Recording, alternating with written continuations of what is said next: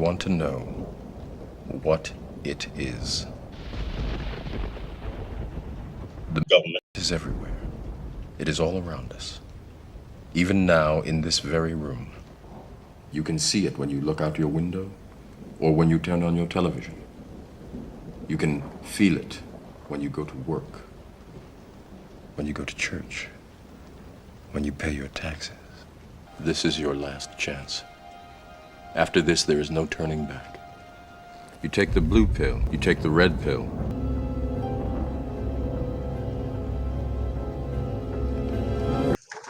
So, which will it be?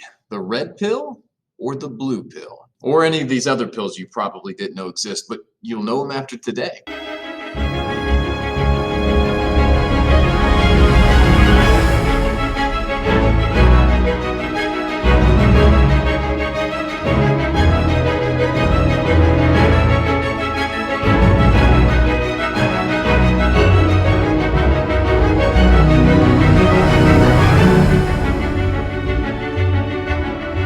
Ah, yes, one of my favorite but most terrifying lessons of the year, political parties and ideologies. How's it terrifying, you may ask?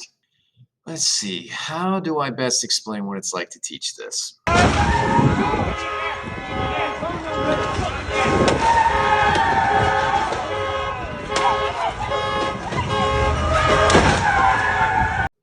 Yeah, that pretty much sums it up. No matter which direction I decide to take when it comes to teaching you about political parties and ideologies, I'm pretty much always going to run into someone that's upset about how I presented the information or how I presented one side's views. So I'll do my best today to be as accurate and as fair as possible. Just don't call the cops on me. So let's start off with a simple definition of what political ideology is. Political ideology is a set of beliefs about the desired goals and outcomes of a process of governance. So Americans may share certain values like freedom and individualism, but they might disagree over desired policy making and how to best achieve some of those values. Now, it's really important to note that political ideology is not necessarily the same thing as your party identification. Your party identification is your attachment to a political party, so the Republican Party or the Democratic Party, for example. When you hear someone refer to someone as a Republican or a Democrat, they're referring to their party identification, not necessarily their ideology. When you hear someone referred to as a conservative or a liberal or a libertarian, those are political ideologies. But hey, speaking of those, what the heck do those even mean? Well, conservatism is an ideology favoring more government control of social behavior, fewer regulations on businesses, and less government interference in the economy.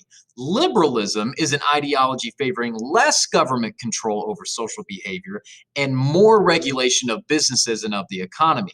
Libertarianism is an ideology favoring very little government regulation and intervention beyond protecting private property and individual liberty. Students get liberalism and libertarianism mixed up all the time because they sound similar. But libertarianism is basically government, get your hands off of everything in my life. Liberalism is actually government, you should control more in the economy. Now, it is technically possible for you to have a conservative Democrat or a liberal Republican or a libertarian Republican or maybe even a libertarian Democrat.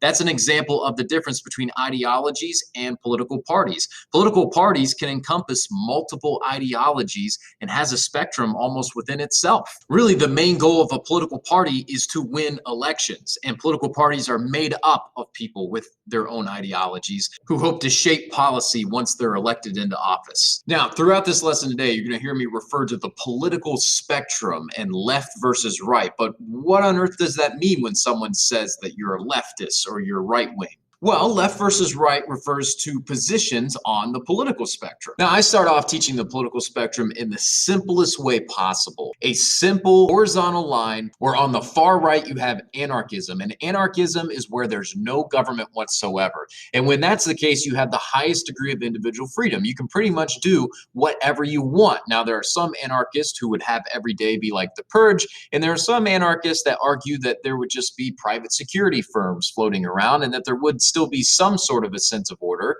just it wouldn't be government. And then you get a little bit more government as you go farther to the left, and then on the far left, you have totalitarianism. And that's where a government, either through a dictator or an oligarchy or even majority rule through a democracy, controls or has a say in every aspect of your life. So the farthest right you can go is anarchism, total decentralization down to the individual, where the individual has the highest degree of freedom.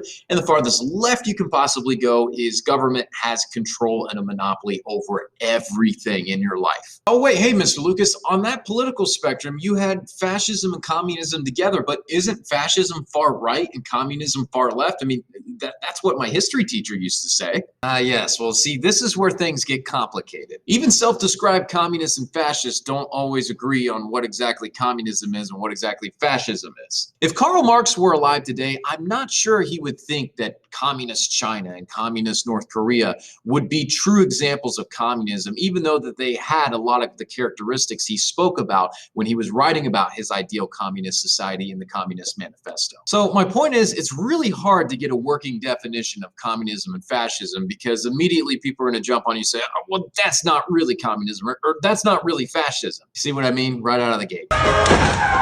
Now, I know some of you are sitting there going, what on earth is he talking about? So let's just get a simple definition of what communism and fascism even are, and let's start on the far left of the political spectrum. And let's just take the definition for each from Merriam-Webster's dictionary, because I think they're objective. The A definition of communism is a system in which goods are owned in common and are available to all as needed. And the B definition is a theory advocating the elimination of private property. That means everything you owned is technically owned by the government and not you. If you have a dog, you basically know what this is like.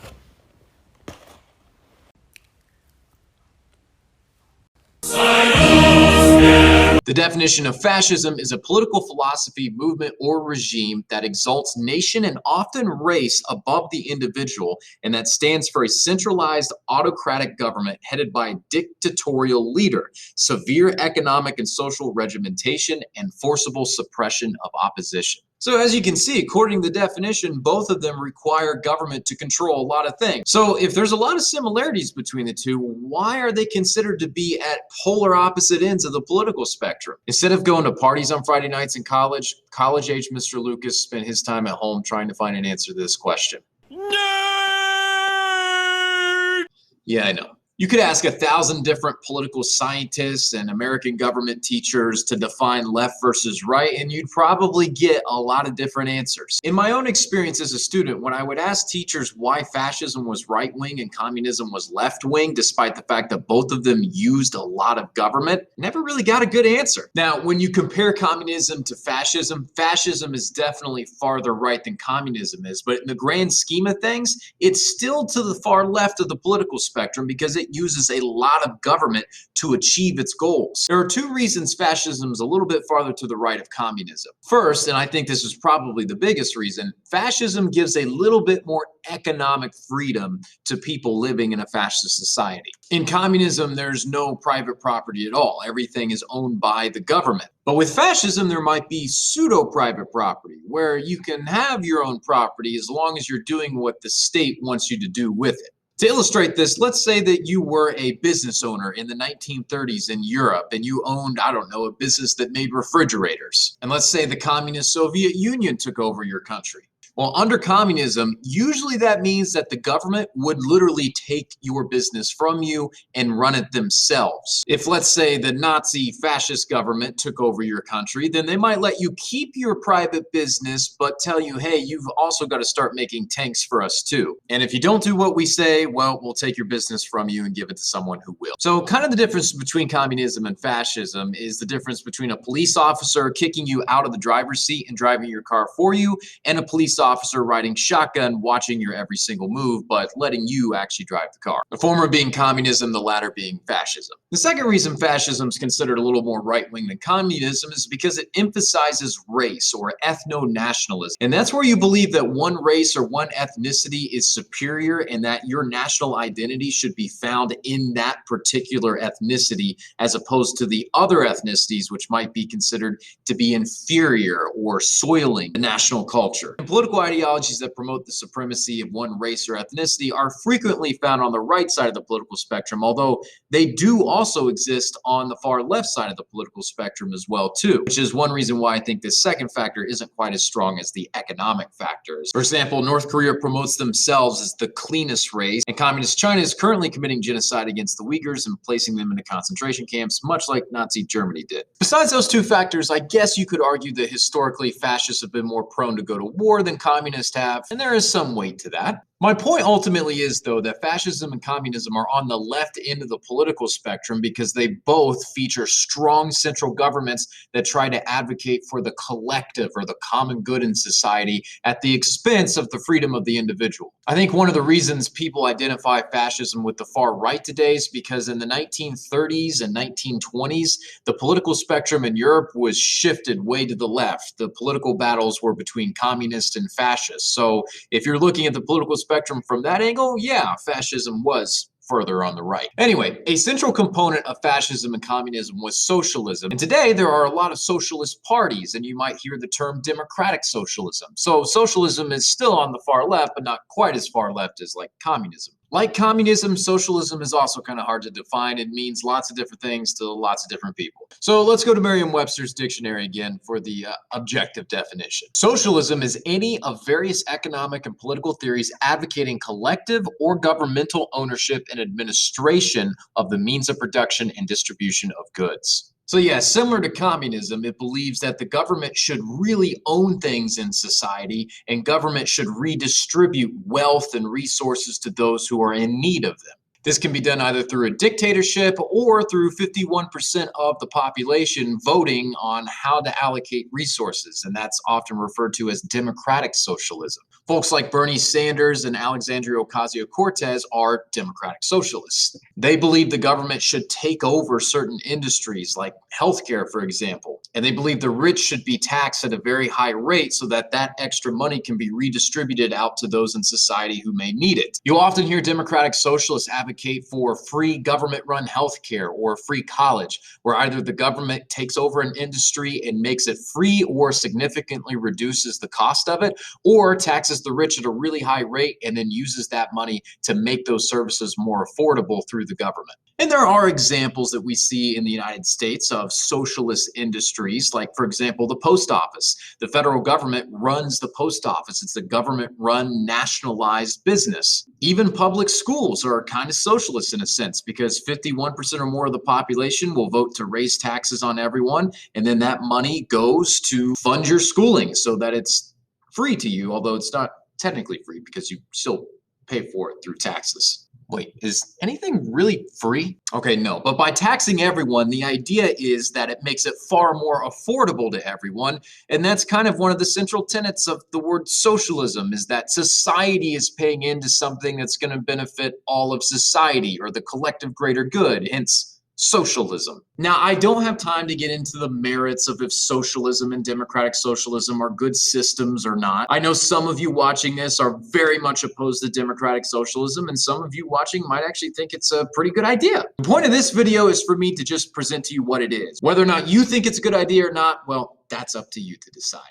All right, further down the left side of the political spectrum, closer to the middle, we're going to find the Green Party. And the Green Party definitely has elements of socialism in it, but it's socialism really in the name of protecting the environment. And as you'll be able to tell with the Green Party's logos, their campaign slogans, their rhetoric, everything about their party is centered around preserving the environment. And with the Green Party, there is a lot of overlap with socialism because they believe the government should be heavily involved in the economy by putting regulations on businesses that might be polluting and so forth. So the Green Party is one of the better well-known third parties, although the Green Party of Delaware may want to get their social media act together. And now we reach the middle of the political spectrum, where we find the Democratic Party and the Republican Party. And yes, they are both closer to the middle when you look at the grand scheme of the political spectrum, contrary to what you may think. They're not quite the extreme opposites the media would have you believe.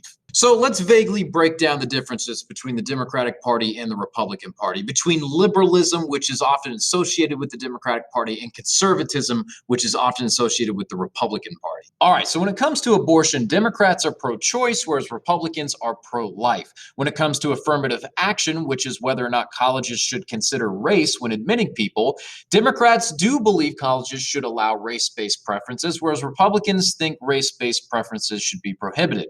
When it comes to crime, Democrats focus on protecting the rights of the accused, and that's where their emphasis is, whereas Republicans emphasize a focus on strong punishment for offenders. When it comes to business, as I mentioned before, Democrats support regulation of businesses, whereas Republicans will typically want to ease regulation of businesses. When it comes to the death penalty, Democrats will typically oppose the death penalty, whereas Republicans support the death penalty. When it comes to spending money on the military, defense spending, Democrats either want to maintain it where it is or decrease it some, whereas Republicans, remember the words of Teddy Roosevelt, speak softly and carry a big stick. They want to increase the military to have the best military in the world.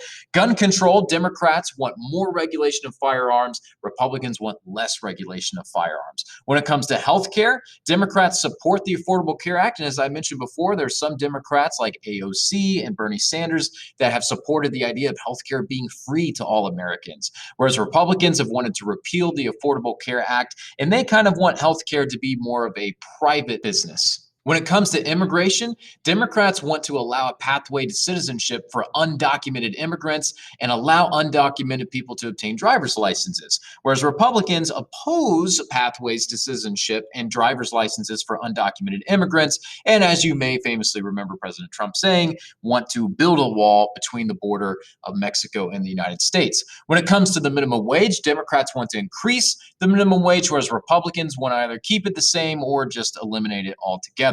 When it comes to same-sex marriage, Democrats typically support the current legality of same-sex marriage, whereas Republicans support the idea that marriage should be defined as between one man and one woman.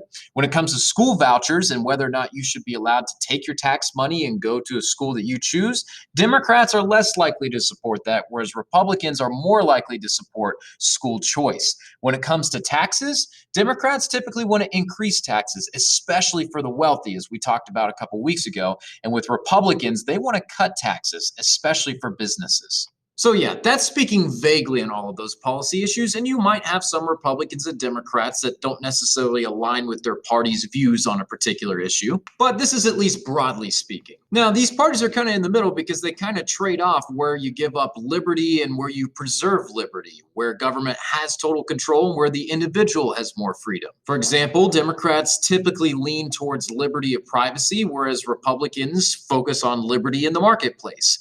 Democrats want order in gun regulation, whereas Republicans want order in immigration. Democrats want to protect the liberties of the accused, whereas Republicans want stronger punishment for offenders. Democrats are pro-choice on abortion. Republicans are pro-life. Republicans favor tax cuts for business so that individuals have more freedom to spend money how they choose. Whereas Democrats favor tax increases where society can use that money in almost a socialist sense to provide to those who are not able to afford as much. Now, because the Republican and Democratic parties are both towards the middle of the political spectrum and they do have some overlap, they will attempt to attract supporters to vote for them instead of the other party by offering sharp ideological contrasts to each other, where they really try to emphasize their differences. Here's some examples of that during the 2020 election. That makes me feel sad that Trump is trying to cut Affordable Care Act. People need health care. But, you need to go out and vote. We don't want another 4 years of this. That's why I'm voting for Joe Biden and Kamala Harris. Biden and the far left are promising to crush middle-class families with trillions in new taxes. If you elect me, your taxes are going to be raised, not cut. Promising amnesty and health care for 11 million illegal immigrants. Citizenship for 11 million undocumented folks. Promising to shut down energy exploration, killing jobs, and hurting America's economy. I guarantee you, we're going to end fossil fuel. In Joe Biden's America, the radical left get whatever they want, and you get to pay for it.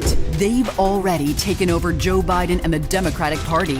Don't let them take over America. So yeah, there's that campaign strategy. Then there was Mayor Mike Bloomberg's campaign strategy. Unfair, lie, lie, lie, lie, lie.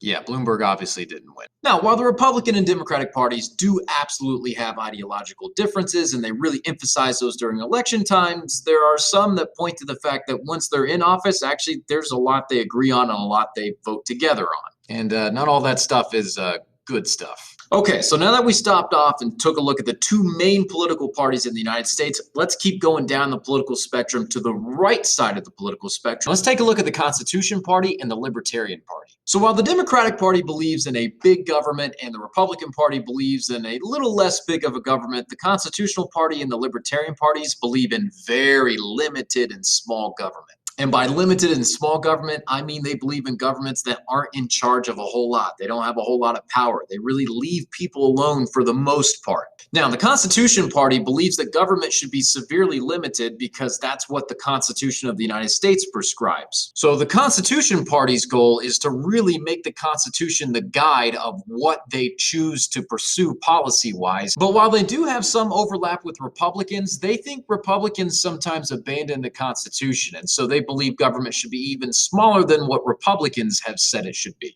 But unlike libertarians, constitutionalists believe government should get involved in things like gay marriage, drugs, and immigration and should have some control over those areas. But libertarians believe government should be even more limited than constitutionalists. They believe government's only role should be to protect your individual rights and your private property. But libertarians are very suspicious of the government getting any more power than just protecting your life, liberty, and property, because they think the more power government gets, the more dangerous it becomes to your individual freedom. They believe in a high degree of individualism and believe that individuals should be free to make their own choices unencumbered by government. Libertarians often believe in NAP, the non-aggression principle, which is the idea that no one, including the government, should ever use force against someone else unless you're defending yourself. That's why you'll often hear libertarians argue that drugs should be legalized because the government has no business telling someone what they can put into their body, and if they're not harming anyone else, then the government has no business stopping them from doing something.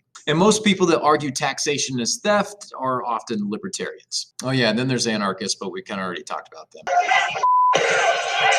All right, so now that we've been through the entire political spectrum, you might be asking yourself, wait a second, Mr. Lucas, if there's so many different political ideologies and different beliefs, why is it that we only have two parties that seem to dominate politics all the time? Well, first of all, we have winner-take-all rules. Whoever finishes second in an election doesn't get anything. You don't get any power if you lose an election. So there's only one winner. That creates strategic voting and the whole wasted vote theory. The idea that, hey, if you vote for a third party, you're basically throwing your vote away because they don't have any chance to win. Voters choose not to support parties that they don't think have an actual shot. So they get a lack of voter support, and that discourages parties to form from these different ideological coalitions. So because there's fewer parties that flourish, the existing parties in power make rules that perpetuate their own power. So basically, the reason why the Constitutional Party, Libertarian Party, the Green Party, and the Socialist Party don't win any elections is because people don't think that they have a chance to win elections. So they end up choosing the lesser of two evils between the two main parties. In reality, a sizable chunk of voters end up voting in elections against a party so that they don't win power rather than for a party because they believe a certain party holds dear and true to their values and beliefs and will implement those into policy. Then on top of that, the Republicans will do everything they can to make sure the Libertarian Party and the Constitutional Party don't gain any momentum, and then the Democrats will do everything they can to try to prevent the Green Party and the Socialist Party from gaining momentum. Why? Well, the Republicans are afraid that the Libertarian Party and the Constitutional Party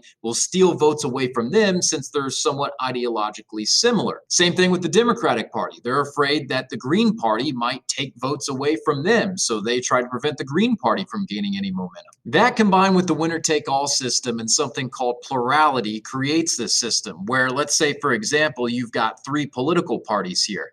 You had 4 people that voted for Party K, you had 2 people that voted for Party L, and then 3 people that voted for Party M. Technically, more people voted against Party K than voted for Party K, yet the K party ended up winning the election 4-3. But had those 2 voters for Party L voted for Party M instead, then Party M would have won the election.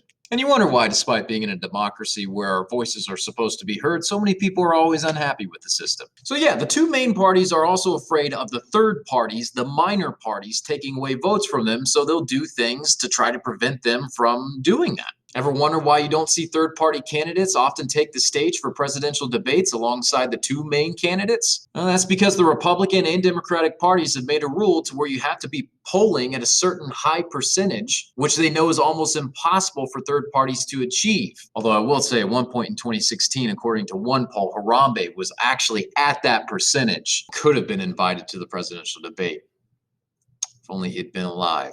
Now, there are actually plenty of countries out there, especially ones with parliamentary systems of government, that have multi-party systems where multiple parties, including minor parties, actually have power and compete with the major parties within the government. The pros of such a system is that it provides broader representation of the people, it's more responsive to the will of the people, gives the voters more choices at the polls to choose from, but there are some disadvantages. If there's so many parties and they all get power, but there's no one party that has a majority, then sometimes they might have to form a coalition, which is where they team up with another party.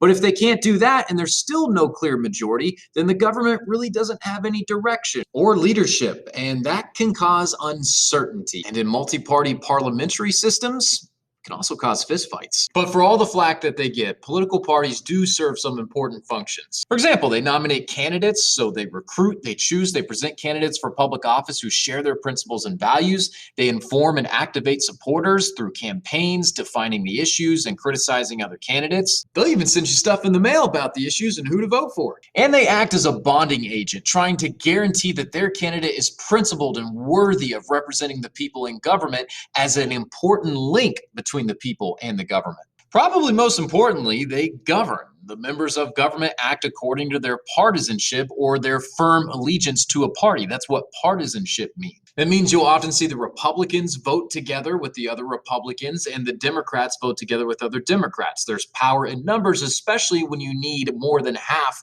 of the members of the House or the Senate to vote for something in order for it to pass. So the party sometimes has to work together in order to get something accomplished. Occasionally, they'll work with the other party, and that's called bipartisanship, when the two parties work together on something. And lastly, political parties also act as a watchdog. The party that's out of power, meaning the party that doesn't have the presidency or doesn't have the majority in Congress, they keep a close eye on the actions of the party in power, the party that does have the majority or the presidency, and they're trying to catch them in a blunder to use against them in the next election, where they can say, hey, did you just see what that party did when they were in power? Hey, vote us into office. We'll be sure not to do that. So whether you like them or not, political parties do play an important part in your life, because whichever party gains control of the government is going to implement policies that affect you whether you care about them or not. And so because of that, it's often helpful to find where you fall along that political spectrum and to figure out what your political ideology is. And you can do that this week for bonus points. Here's what you got to do. I'll post the link to a website called I Side With on Google Classroom. And when you click that link, it'll bring you up to this page. Then click Take the Quiz. Then you'll see a bunch of different questions over economic issues, foreign policy issues, social issues, etc. For each of these issues, you can take a look at what the issue is about if you're not sure. So for example, if you don't know what a universal basic income is all about, you can click Learn More, and it will give you a brief summary of what this issue is about. Now, you can then choose yes or no for each of these issues, or click Other Stances, and you can see what maybe some other people have said and see if maybe you more closely align with one of those options. Once you click through various questions, it'll say, how important is this issue to you? You can say, I don't really care about this very much, or hey, this issue is actually super important to me, and you can grade each of these issues after you select a box. Now, if you want more accurate results, at the end of each section, it'll say Show More Questions. If you click that and you answer more questions, it will give you a more accurate result. So once you click Submit, it will then load up your 2020 presidential ballot results, and it will match you up with the candidates from the 2020 election, and that percentage you see is the percentage of issues that you agree with that candidate on. If you continue to scroll down, it'll break it down by topic, and then it will break it down by spectrum. You can see a political compass, which takes that political spectrum to the next level, and it has a personal freedom axis, where you go from legislated morality, where the government tells you what to do with everything, to ultimate individualism, where there's personal freedom, and then economic freedom all the way to where the government basically controls the entire economy. And it positions you somewhere on that compass.